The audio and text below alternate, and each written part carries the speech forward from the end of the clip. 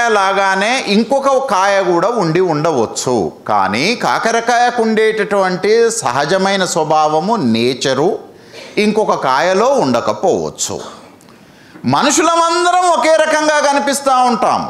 మనిషికి సంబంధించినటువంటి ఆకారము, రంగు, రూపు ఇవి ఏవి మనిషికి సంబంధించినటువంటి ఆలోచనల స్వభావాన్ని, దీన్ని మనం ఏమంటారు అని అంటే హ్యూమన్ నేచర్ అని అంటాం.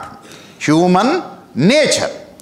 అయితే ఈ హ్యూమన్ నేచర్ గురించి మాట్లాడేటప్పుడు బాబాసాహెబ్ అంబేద్కర్ ఈ ప్రపంచంలో ఉండేటటువంటి అనేక మంది ఫిలాసఫర్స్ని తన వివిధ రచనల లోపల కోట్ చేస్తూ వచ్చాడు. ప్రధానంగా ఏంటిది అని అంటే మనిషి, ఇక్కడనే మనం అందరం మనుషులం ఉన్నాం. ఈ మనుషుల లోపల ఒక మనిషి గురించి మాట్లాడుతున్నప్పుడు ఆ మనిషి మంచివాడు, చెడ్డవాడు అనేటటువంటి కామెంట్స్ చేస్తాం. మనం మంచివాడు, చెడ్డవాడు అనేటటువంటి కామెంట్స్ని చేస్తాం.